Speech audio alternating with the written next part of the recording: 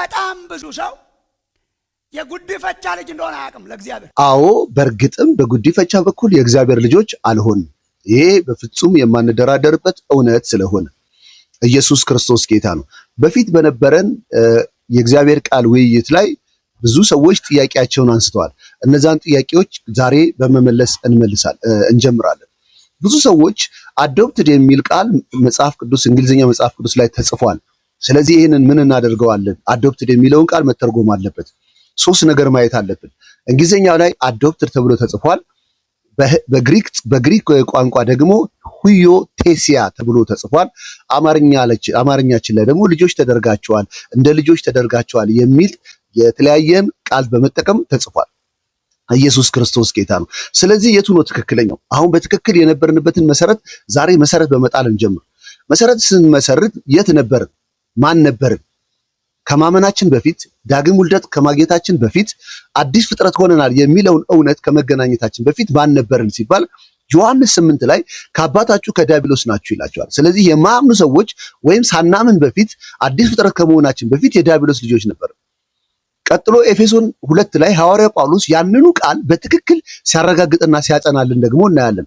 ከፍጥረታችሁ የቁጣ ልጆች ነበራችሁ ይላል። ከፍጥረታችሁ የቁጣ ልጆች ነበርን በማለት የነበርንበትን ስፍራ ሐዋርያው ጳውሎስ በማያወላዳ እውነት አስቀምጦታል። ስለዚህ አሁን የሁላችንም መሰረት አዲስ ፍጥረት ከመሆናችን በፊት ዳግም ልደት ከማግኘታችን በፊት የእግዚአብሔር ልጆች ከመሆናችን በፊት ማን ነበርን የሚለውን እውነት ስናረጋግጥ የዲያብሎስ ልጆች ነበርን፣ የቁጣ ልጆች ነበርን፣ ከእግዚአብሔር ጋር ጥለኞች ነበርን፣ ሩቅ ነበርን ከእግዚአብሔር ጋር። አሁን ጥያቄው እንዴት ወደ እግዚአብሔር ልጅነት መጣን? የመጣንበት ሂደት ነው አሁን ጥያቄና ክርክር ያስነሳው። በቅንነት ይህንን መልእክት ለመረዳት ሞክሩ። የቤሪያ ሰዎች ልባቸው ሰፊ ነበር፣ ልበ ሰፊ ነበሩ። ነገሩ እንደዚህ ሆንን ብለው ቃሉን ሄደው ይመረምሩት ነበር።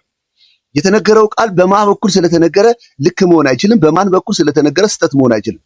ስለዚህ አሁን ከሰው እንውጣ፣ ካለን ኦቶሪቲና ስልጣን እንውጣና የእግዚአብሔርን ቃል በእግዚአብሔር ቃል መለካትን ጀምር። ኢየሱስ ክርስቶስ ጌታ ነው። ስለዚህ ሁላችንም አዲስ ፍጥረት ከመሆናችን በፊት የእግዚአብሔር ልጅ ሆናችኋል የሚለው ነገር ከመምጣቱ በፊት የነበርንበት ስፍራ የዲያብሎስ ልጅ የቁጣ ልጆች ነበርን። አለቀ። ቀጥሎ በምን ስርዓት ነው የእግዚአብሔር ልጅ የሆን ነው የሚለው መመለስ አለበት። እየነገሩን ያለው የእግዚአብሔር ልጅ የሆን ነው የቁጣ ልጆች ከነበርንበት የዲያብሎስ ልጆች ከነበርንበት ከዛ ማንነት በጉዲፈቻ ስርዓት ልጆች ተደረግን።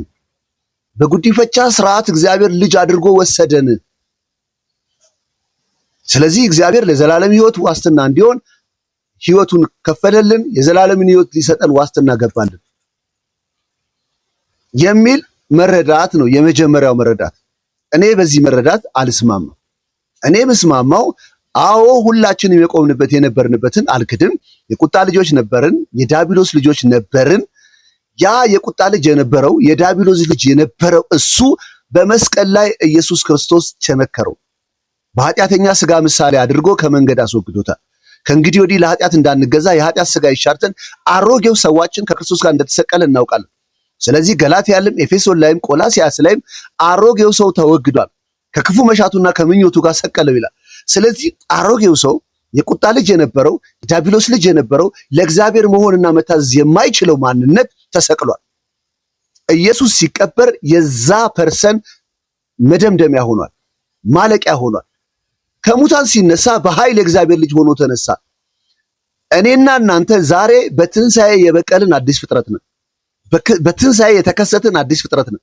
እኔና እናንተ ብለን የጀመርነው በትንሣኤ ህይወት ውስጥ ነው እንጂ በፊት ከነበርንበት በጉዲፈቻ መልክ የመጣን አይደለም።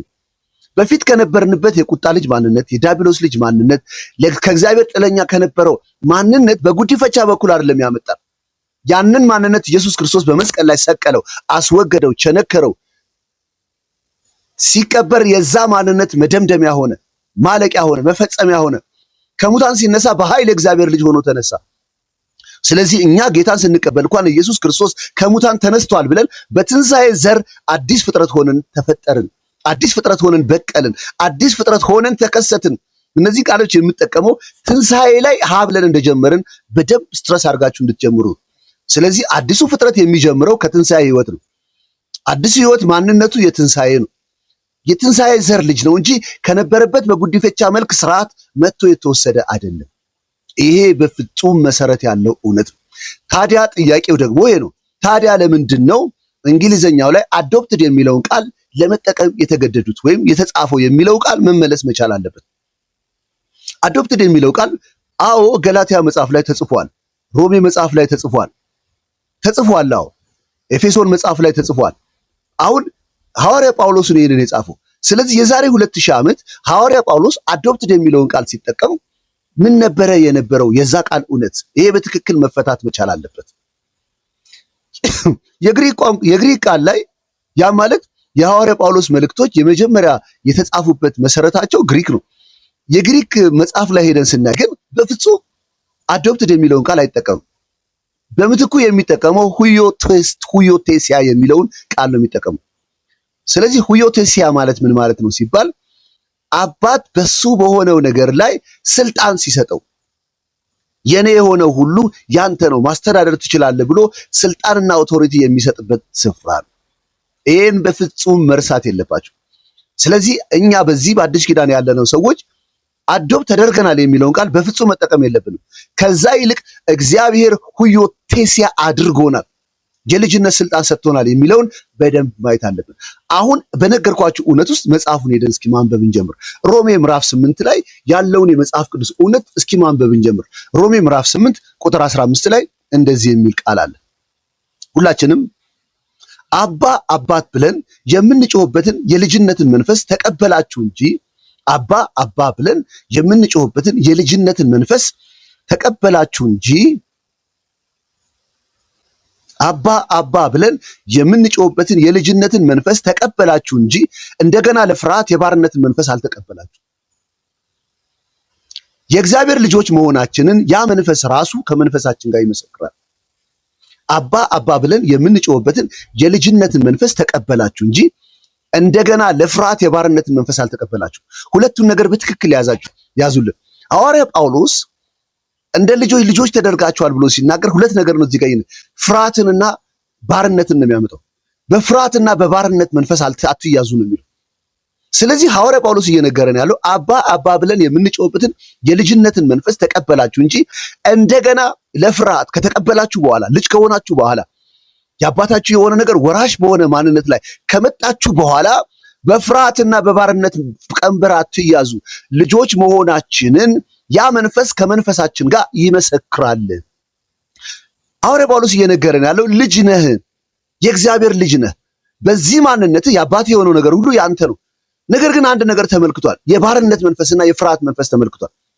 ልክ ሉቃስ 15 ላይ ያልጠፋው ልጅ ታሪክ ሄዳችሁ ስታዩ በባርነት መንፈስ ውስጥ የተሞላ ልጅ ነው። አባቱ በህልውና አብሮት ነው ያለው። የአባቱ የሆነው ነገር ሁሉ የሱ እንዲሆን አባቱ ከሱ ጋር ነው ያለው። እሱ ግን ምን አለ? አባቴ ሆይ እኔ ይሄንን ያህል ዓመት እንደ ባሪያ ስሰራ በትክክል ስሙኝ፣ እንደ ባሪያ ስሰራ አንድ ቀን እንኳን ከጓደኞቼ ጋር ደስ እንዲለኝ ጠቦት አላረድክልኝም፣ ፍሪዳ አላረድክልኝም። አንድ ቀን ደስ እንዲለኝ እንደምን እየሰራው እንደ ባሪያ። ስለዚህ በዛ ባልጠፋው ልጅ ውስጥ የባርነት መንፈስ አለ፣ የፍርሃት መንፈስ አለ። መቼ ነው አባቴ ለኔ ይሄን የሚያደርገው እያለ በፍርሃትና በባርነት መንፈስ ውስጥ ተይዟል። ጳውሎስ እየነገረን ያለው ልጅ ነህ፣ የአባቴ የሆነ ነገር ሁሉ ያንተ ነው። በባርነትና በፍርሃት መንፈስ አትያዙ። ቃሉ እንደገና ላንብብላችሁ። አባ ብለን የምንጮህበትን የልጅነት መንፈስ ተቀበላችሁ እንጂ እንደገና ለፍርሃት የባርነትን መንፈስ አልተቀበላችሁ። እንደገና ለፍርሃት የባርነትን መንፈስ አልተቀበላችሁ። ስለዚህ ባሪያ አይደለህም እያለን እየነገረን ያለው የባርነትን መንፈስ አልተቀበላችሁ ብሎ እየነገረን ያለው።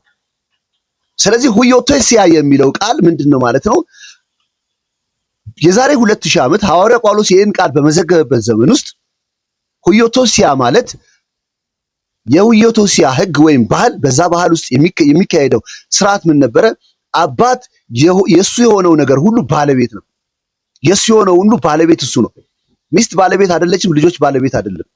አባት በፈለገው ጊዜ ለፈለገው ልጁ ሁዮቴሲያ ስልጣን መስጠት ይችላል። ከዛ ከልጆቹ መካከል አንዱን ያነሳውና በዛ ሕግ ሄዶ ያጸናለታል። ሁዮቴሲያ የኔ የሆነው ሁሉ ያንተ ነው። ኃይሌን የምታስቀጥለው አንተ ነህ። ሀብቴን የምታስቀጥለው አንተ ነህ። ይሄን ቤተሰብና በዚህ ቤተሰብ የተመሰረተውን ነገር የምታስተዳድረው አንተ ነህ ይልና ያጸናለታል። ስለዚህ ከዛ ጊዜ ጀምሮ በአባቱ በሆነው ነገር ላይ የተሾመ ልጅ ይሆናል። የዛሬ 2000 ዓመት ያንን ቃል ነው እንግሊዘኛ ላይ አዶፕትድ የሚለውን ትርጉም የተረጎሙት። ከዚህ የተነሳ አሁን አዶፕትድን እናምጣ ብለን እዚህ ቃሉ ስንሰካው ስንል በፍጹም በዚህ ዘመን አይሆንም። በፍጹም ሊሆን አይችልም። ቤተ ክርስቲያን ዳግም የተወለደ ሰው በአዶፕሽን ነው ልጅ የሆንኩት የሚለውን ቃል መጠቀም በፍጹም ለሱ አይመጥነውም። አዶፕትድ ማለት የሱ ያልሆነውን ልጅ እንደ ልጅ አድርጎ መውሰድ ማለት ነው። ሁዮቴሲያ ማለት ግን የራሱን ልጅም ይሁን የሌላ ልጅን በሱ ነገር ላይ ስልጣን የሚሰጥበት ኃይል የሚሰጥበት ፓወር የሚያስታጠቅበት ጉልበት ነው። አሁን የጠፋውን ልጅ በትክክል እንመልከት። ለዚህ በጣም ድንቅ ምሳሌ ስለሚሆን የጠፋው ልጅ ሲመለስ አባቱ መጣና ያደረገለት ስልጣኑን ነው እንደገና የሰጠው። ልጅነት ሁለቱም ልጅ ናቸው። በልጅነታቸው ላይ የሚቀነስ የሚጨመር ነገር የለም። አንዱ በባርነት መንፈስ ተይዟል፣ አባቱ አብሮት አለ። አባቱ እንደዚህ አለው፣ አንተ እኮ ከኔ ጋር ነህ፣ የኔ ሆነ ሁሉ ያንተ እኮ ነው። አንተ እኮ ከኔ ጋር ነህ፣ የኔ የሆነ ሁሉ እኮ ያንተ ነው። በባርነት መንፈስ ስለያዘ ግን እየተጠባበቀ ነበር። ያ ልጅ ሲመጣ ግን ሮጥ ሄዶ አቀፈው፣ አንገቱን ሳመው። ጌጠኛ ልብሱን አምጡና ልብሱት፣ ጫማን አምጡና አጥልቁለት፣ ቀለበቱን አምጡና አድርጉለት አለ። ሁዮቴሲያ ያደረገው ከዛ ሴኮንድ ጀምሮ በአባቱ በሆነው ነገር ላይ ስልጣን እንደገና ተቀበለ፣ ኃይል እንደገና ተቀበለ። ስለዚህ አሁን ያ ጠፍቶ የመጣው ልጅ በዛ ቤት ላይ በፍርሃት መንፈስ አይመላለስም፣ በባርነት መንፈስ አይመላለስም። ጳውሎስ እየነገረን ያለው አባ ብለን የምንጮህበትን የልጅነትን መንፈስ ተቀበላችሁ እንጂ እንደገና ለፍርሃት የባርነትን መንፈስ አልተቀበላችሁም። ስለዚህ ልጅ ከሆናችሁ በኋላ በባርነትና በፍርሃት መንፈስ አትመላለሱ። አባታችሁ አብሯችሁ ነው ያለው። የአባታችሁ ህልውና አብሯችሁ ነው ያለው። ህልውናው አብሯችሁ ስላለ፣ ጸጋው አብሯችሁ ስላለ በባርነትና በፍርሃት መንፈስ አትመላለሱ። ሁዮቴሲያ ማለት ያ ልጅ በፍርሃትና በባርነት መንፈስ እንዳይመላለስ ስልጣን የሚቀበልበት አቅም ነው። ገላትያ ያለ ደግሞ ሄደን ይሄንኑ ቃል ሐዋርያ ጳውሎስ ገላትያ መጽሐፍ ላይ ገላትያ ምዕራፍ 4 ቁጥር 6 ላይ ደግሞ የተጠቀመውን ይሄንኑ ቃል ደግሞ ሄደን እስኪ እንየው። አባ ብለን የምንጮህበትን የልጅነትን መንፈስ የተቀበልንበትን ገላትያ 4 ቁጥር 6 ላይ ደግሞ እንደዚህ ይላል። እጅግ በጣም የሚደንቅ ነው። ልጆች ስለሆናችሁ ገላትያ ያለ ደግሞ የበለጠ ነው የሚያጠነክረው። ልጆች ስለሆናችሁ እግዚአብሔር አባት ብሎ የሚጮህ የልጁን መንፈስ በልባችሁ ውስጥ ላከ። ልጆች ስለሆናችሁ አባት ብሎ የሚጮህ የልጅነትን መንፈስ አይልም፣ የልጁን መንፈስ።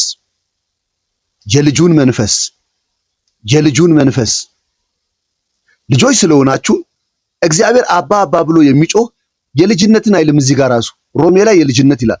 እዚህ ጋር ግን የልጁን መንፈስ በልባችሁ ውስጥ ስለላከ የልጁን መንፈስ በልባችሁ ስለላከ፣ ስለዚህ ከእንግዲህ ወዲህ ልጅ ነህ እንጂ ባሪያ አይደለህም።